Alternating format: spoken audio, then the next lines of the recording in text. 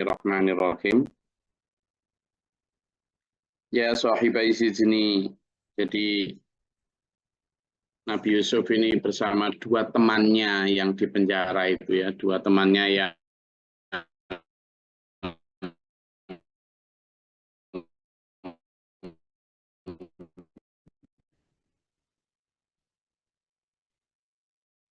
sama-sama pelayan ya. Jadi entah apa persoalannya, musyrik ya, masih ikut menyembah sesembahan masyarakat mayoritas di waktu itu, yakni menyembah berhala.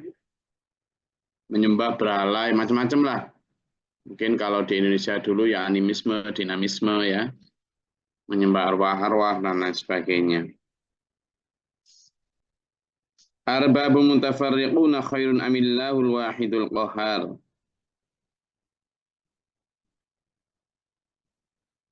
Ini menunjukkan Nabi Yusuf itu bahkan di penjara pun berdakwah ya. Bahkan di penjara pun berdakwah. Apakah Tuhan-Tuhan yang bermacam itu lebih baik daripada Allah yang Maha Esa lagi Maha Perkasa? Loh ini loh, jadi darah yang mengalir itu darah dakwah. Nafas yang ditarik dan dilepas itu nafas dakwah. Itu kalau dakwah itu sudah mendarah mendaging kepada diri seseorang ya seperti Nabi Yusuf ini. Bahkan di dalam penjara pun berdakwah. Ma ta'buduna min dunihi illa asma'an sammaitumuha antum aba'ukum ma anzalallahu biha min sultan. Inil hukmu illa lillah amaru alla ta'budu illa iyyahu dzalika dinul qayyim walakinna aktsarun nasi la ya'lamun. Penegasan tentang ketauhidan karena seperti yang disampaikan di awal, bahkan ketika baru ketemu pun Nabi Yusuf sebelum menjawab pertanyaan dua teman di penjaranya itu, sebelum menjawab tentang takwil mimpi dua temannya di penjara, lebih dahulu menyampaikan materi dakwah. Di ayat 27 itu kan setelah ditanya, aku mimpi begini, memeras anggur, aku mimpi begini. Nabi Yusuf tidak langsung jawab tentang pertanyaan mimpi, tapi menyampaikan dulu ini taraktu millata qaumi la yu'minu billahi wa hum bil akhirati hum kafirun. Aku meninggalkan keimanan agama nenek moyang kalian yang tidak beriman itu, tapi wattaba'tu millata abai. Aku mengikuti agama bapak-bapakku yakni Ibrahim, Ishaq wa Yaqub. Jadi dan makana lana an nusyrika billahi min syai'. Tidak mungkin aku mengingkari atau mensekutukan Allah dengan satu pun. Dakwah dulu. Dakwah dulu. Sampai ayat 39 ini juga 340 tentang dakwah, tentang mengajarkan nilai-nilai ketauhidan, mengajarkan nilai-nilai ketuhanan yang esa, yang maha perkasa. Tidak ada satu keputusan pun kecuali milik Allah. Allah tidak merintahkan kamu untuk menyembah apapun. Tidak. Tidak menyuruh kamu untuk menyembah sesuatu pun kecuali menyembah kepadanya. Itulah agama yang lurus. Kebanyakan manusia tidak ngerti. Apa yang kalian sembah itu dan kalian bapak-bapak kalian sembah itu, yang mutafarriqun itu, yang bermacam-macam namanya itu, dewa iki, dewa iku, dewa ini dan sebagainya, Mbah Nyai Blorong segala macam itu, yang kemudian kamu sajeni dan sebagainya, itu nama-nama yang kamu bikin-bikin sendiri. Mereka tidak ada nama-nama itu. Ya, kamu bikin-bikin sendiri. Al-Lata, Al-Uzza, kamu bikin patung besar, terus kamu kasih nama sendiri, terus kamu kasih apa? Punden-punden sendiri, kamu sembah-sembah sendiri. Ya gitu kok kamu bandingin Allah yang Maha Esa, yang Maha Perkasa. Enggak, aku sudah ini bari uminkum, kata Nabi Ibrahim. Aku berlepas diri dari kalian. Ya kan? Wamimma ta'buduna, dan apa yang kalian sembah, aku berlepas diri. Nggak ikut-ikut aku. Gitu. Nah, kita pun ya harus demikian ya, meneladani para nabi, para rasul terdahulu dengan memurnikan betul keimanan kita itu tanpa dicampur aduk dengan hal-hal yang sifatnya iftarahu, sifatnya dibuat-buat. Siapa yang buat? Ya manusia sendiri. Ya sahibai sijni amma hadukuma fayasqi rabbahu khamran. Oke, sekarang kita masuk di takwil mimpi yang kalian tanyakan. Kamu yang mimpi memeras anggur, itu nanti begitu keluar dari penjara, kamu akan bertugas menyediakan minuman khamr bagi tuannya. Tidak tahu siapa yang mimpi itu. Pokoknya kamu yang mimpi memeras anggur, itu nanti akan bertugas untuk memeras anggur bagi tuannya. Fayasqi rabbahu khamran. Wa ammal akharu, sementara yang lain, adapun yang lain, yang mimpi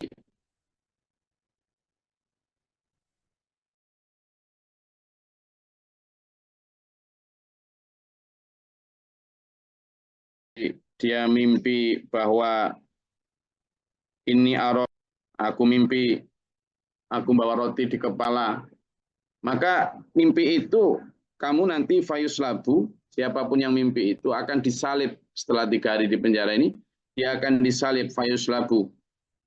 Lalu setelah disalib, pada saat dia sudah sekarat, fayakul toiru min mirroksihi.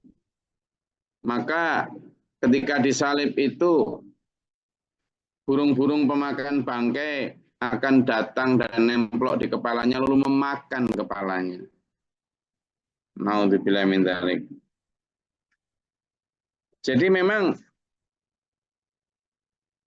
hukuman di masa lalu seperti hukuman yang akan diberikan kepada Nabi Isa ya, tapi Nabi Isa diselamatkan Allah, lalu syubbiha disamarkan kepada si Judas Iskariot, yang kemudian akhirnya Judas Iskariot yang diserupakan dengan Nabi Isa itu yang disalib. Disalib itu memang hukumannya seperti itu. Jadi dia diseret suruh bawa kayu salibnya itu sampai di tempat yang ditentukan. Nah, selama membawa kayu salib itu ya dicambuk, ya dipukul, ya diludahin, ya keliling kota lah intinya, keliling negeri. Sampai di tempat yang tinggi biasanya. Lalu mereka kemudian di situ disalib itu ya tangannya dibentangkan, kemudian tangannya ini dipakukan di salib itu, telapaknya itu. Bukan dengan paku biasa, tapi paku yang gede itu, yang sejari-jari itu. Jadi tubuhnya itu bukan kok ditali gitu, enggak ya, dipaku di telapak tangannya itu. Kakinya pun gitu, dipaku di punggung kakinya itu, jeres mancep sampai kaki satunya. Gitu caranya. Nah, setelah ditarik, dibiarkan dia menderita sakit. Kalau belum mati biasanya kemudian ditusuk dengan tombak dari bawah gitu menuju ulu hatinya ini. Nah, terus kemudian darah itu yang kemudian mengundang burung-burung pemakan bangkai untuk datang. Begitu, burung pemakan bangkai itu kan paham ya. Kalau orang ini sudah mati atau belum itu paham.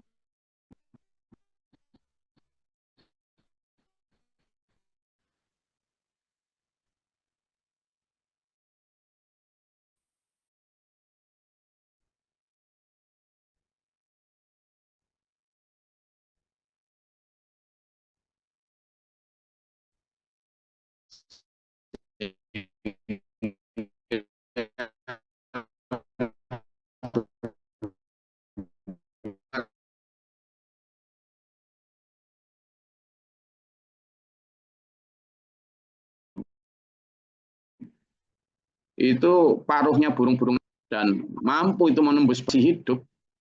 Ya itu kepada Nabi Musa, lausan kalian. Karena walau qati'annakum, dan kami akan potong kaki dan tanganmu. Aidiakum arjulakum itu min khilafin, dengan bersilangan. Jadi setelah disalib, kemudian dipotong tangan kiri, dipotong kaki kanan gitu. Wes pokoknya itu dalam keadaan hidup, jadi bukan dibunuh dulu. Tapi demi mempertahankan keimanan waktu itu, para penyihir yang bermualaf masuk agama Nabi Musa itu, dia bertahan melawan itu. Nah itulah di dunia hasanah itu yang dimaksudi begitu. Bahkan ketika mendapat ujian penderitaan sengeri itu pun masih diberi Allah hasanah apa? Ketabahan apa?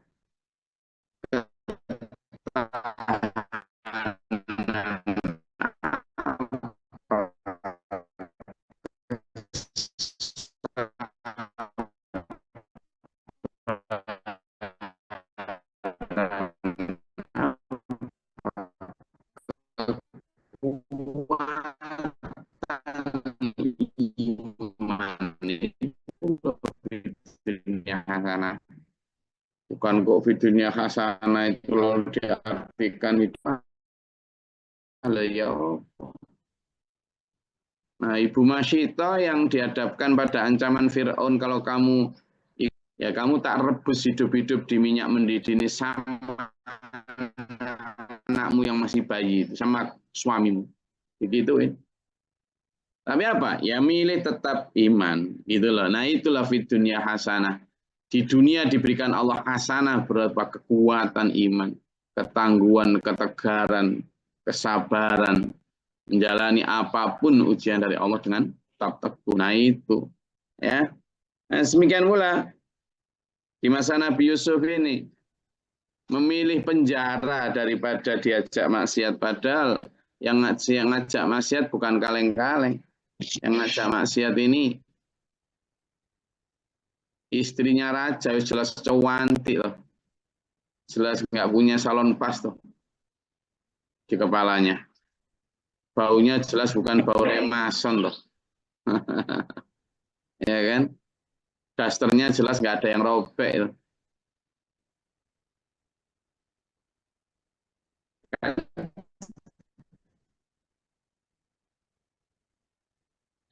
Itu ngajak seperti asijnu ahabu ilayya mimma yad'unani ilaihi.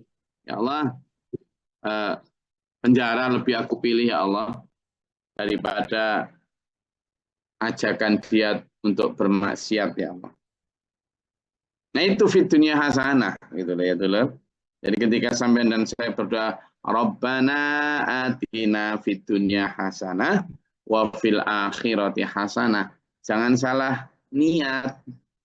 Ya Allah, berikanlah aku kemewahan seperti Elon Musk, seperti Raja Charles. Kok gitu? Kita ini minta siratal ladzina an'amta alaihim, jalan orang-orang yang berikan nikmat. Nikmat apa? Ya siratal anbiya wal mursalin. Siratal mustaqim itu siratal anbiya wal mursalin. Agamanya, jalan hidupnya, al-mustaqimnya para anbiya, yakni para nabi, ya termasuk Nabi Yusuf, Nabi Musa, Nabi semuanya, sampai Nabi Muhammad Sallallahu Alaihi Wasallam. Anbiya wal mursalin ya begitu kehidupannya, jalan hidupnya. An'amta yang nikmat yang diterima oleh para nabi dan para rasul yaitu nikmat keteguhan iman, nikmat kesabaran, nikmat keimanan, nikmat ketakwaan. Lah kalau nikmat yang dimaksud itu kemudian nikmat kemewahan, ya nggak nyocok, Nabi nggak ada begitu. Nabi Muhammad sederhana, Nabi Ibrahim sederhana, Nabi Isa sederhana, Nabi Nuh sederhana, Nabi Muhammad SAW luar biasa sederhana. Kalau bahkan misalnya disurvei oleh petugas dari Disduk Dapil atau BPS gitu ya, masuk kategori dapat PKH. Iya. Kalau misalnya disurvei zaman sekarang gitu ya, kondisi beliau itu ya masih masuk di bawah garis kemiskinan. Bukan pribadi beliau ya, tapi apa yang secara duniawi beliau miliki. Gitu. Nggak punya apa-apa. Maka Nabi Yusuf pun memilih itu ya secara sadar memilih untuk di penjara daripada mengikuti. Nah, kembali kepada dua orang di penjara itu, akhirnya jelas sama dia qudiyal amrul ladzi fihi tastaftiani. Yang demikian itu sudah diputuskan ya oleh kerajaan, siapapun kalian yang mimpi apapun, begitulah takwilnya. Wa qala lilladzi dhanna annahu najim minhuma. Nabi Yusuf pun meskipun tidak tahu siapa yang mimpi apa, tapi Nabi Yusuf yakin ada satu di antara keduanya itu yang nanti bisa keluar dari penjara dan selamat. Yang satu pasti nanti akan disalib dan dimakan burung itu. Nah, kepada yang selamat ini, yang Nabi Yusuf yakin akan dia selamat, lilladzi dzanna annahu najin minhuma, dari keduanya itu yang yakin Nabi Yusuf yakin dia akan selamat. Pesan sama Nabi sama temannya ini yang akan keluar penjara. Yang akan keluar kan duluan keluar penjaranya itu. Pesan, ukur nih, Mas, sampean sudah tak bantu, tak sampaikan mimpi dan takwilnya seperti apa. Sekarang bantu saya dong. Apa Mas Yusuf? Gini, ukur nih, sampaikan keadaanku, ya bahwa sebenarnya aku ini tidak bersalah dalam kasus yang aku membuat di penjara ini, yang dianggap menggoda istri raja. Tidak, sampaikan apa adanya, bahwa bukan aku yang menggoda, tapi justru dia yang menggodaku. Sampaikan ya sama tuanmu ya, nanti sampeanlah jadi pelayan yang akan menyuguhkan minuman anggur kepada tuanmu. Nah, sampaikan sama tuanmu ada Yusuf di penjara, teman dekat saya di penjara yang tidak bersalah. Sampaikan ya, gitu. Inda Rabbika kepada tuanmu. Sampaikan tentang keadaanku. Sampaikan bahwa aku di penjara ini tanpa salah. Terangkan yang sejelas-jelasnya. Nggih. Mas Sopo misalnya, Mas Sudrun misalnya. Ya, sampaikan Drun ya. Cuma fangsahu syaitanu dzikra rabbih. Tapi begitu keluar, si Sudrun ini lali, dilupakan sama setan untuk menyampaikan kondisi aslinya Nabi Yusuf. Dibikin lupa sama setan ya, karena begitu keluar penjara ya sudah. Hahihi ho ho ho ho. Lupa semuanya dia. Maka dia lupa juga untuk menyampaikan tentang keadaannya Nabi Yusuf. Maka di sana kemudian falabitha fi sijni bid'a sinina, ya sudah, karena lupa menyampaikan klarifikasi dari Nabi Yusuf kepada tuannya, akhirnya Nabi Yusuf ya masih tetap tinggal di dalam penjara beberapa tahun lagi, padahal mestinya sudah harus keluar dengan bukti baru, novum baru bahwa Nabi Yusuf tidak bersalah. Tapi karena setan yang melupakan temannya yang keluar tadi ya, akhirnya tetap di penjara. Jadi saya jadi ingat dulu Pak Guru Mokhtar ketika akan berobat ke Cina itu ya. Itu waktu kita mendesak beliau untuk agar berkenan kita bawa ke Cina. Lama itu, beliau tetap tidak mau sebenarnya. Tapi begitu mau, beliau dengan syarat begini. Aku gelem mbok jak nang Cina nang diwae. Asalkan niat ke sana itu niat dakwah. Orang mek sekedar niat berobat, iya niat berobat iya, tapi yang paling utama itu niat dakwah. Saya mau kamu ajak ke sana berobat, tapi harus sejak awal kamu niatkan bahwa kita ke sana itu selain berobat, ya berobat ya, tapi yang selain berobat yang paling utama lagi adalah niat dakwah. Nah itu baru aku mau. Nah itu kayak gelem aku katanya. Kata beliau begitu, akhirnya kita pesan dan benar. Kan begitu masuk pesawat kan kita pakai stretcher itu ya, yang sewa beberapa kursi dipakai untuk pandu itu.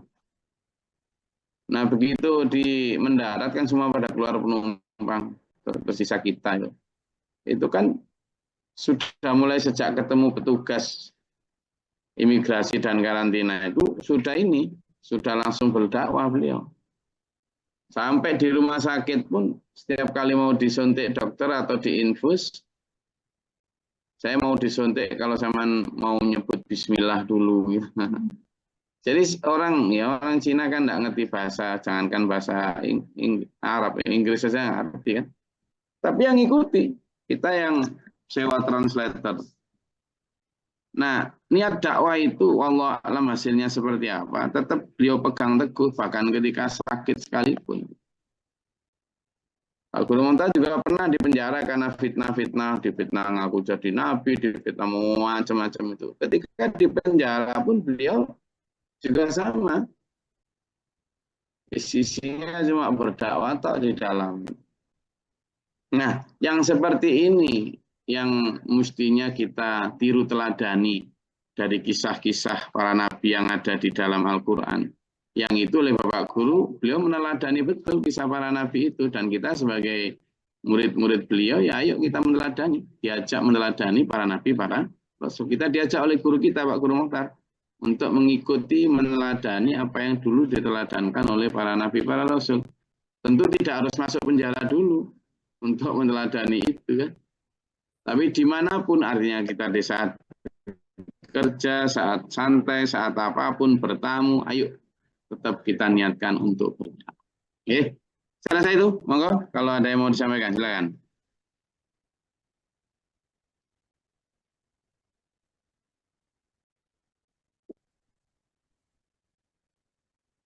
Monggo, kalau ada yang mau disampaikan.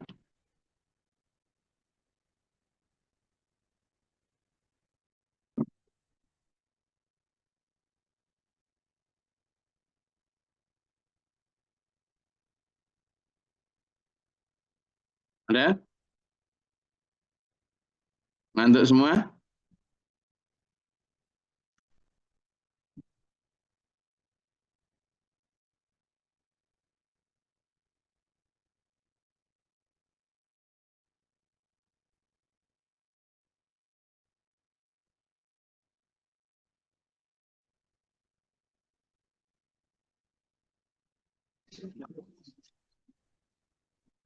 Apa masih mood semua? Enggak tahu. Bisa tuh nyalain mikrofonnya.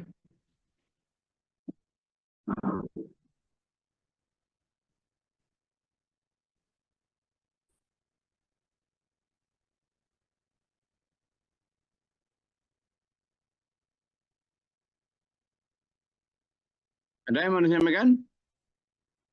Atau ditanyakan terkait ayat ini atau topik lain? Hari ini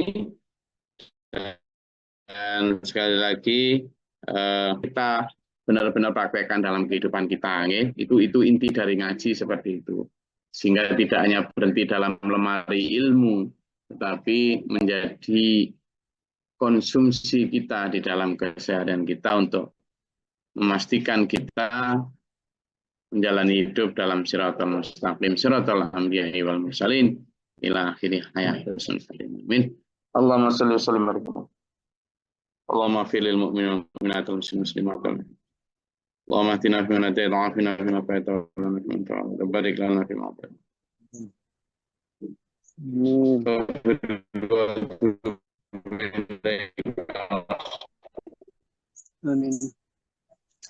آمين اللهم ارفع درجتنا لنا فاكتبنا مع الشاهدين ربنا لا تزغ قلوبنا بعد إذ هديتنا.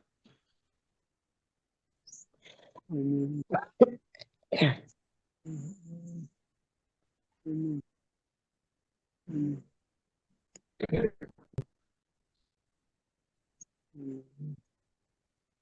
ربي نطلع لنا برحمتك اللهم انزل لنا رحمة ويبقى القدر عند آمين.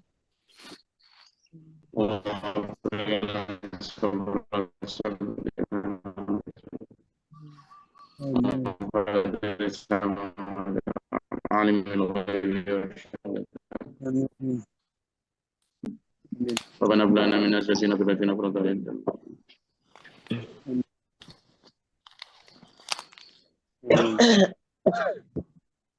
آمين يا الله. آمين.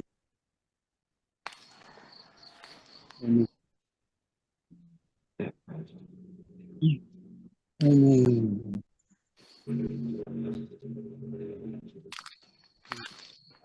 Assalamualaikum warahmatullahi wabarakatuh. Waalaikumsalam warahmatullahi Allahumma wabarakatuh. rahmna bil Thank you, Gus.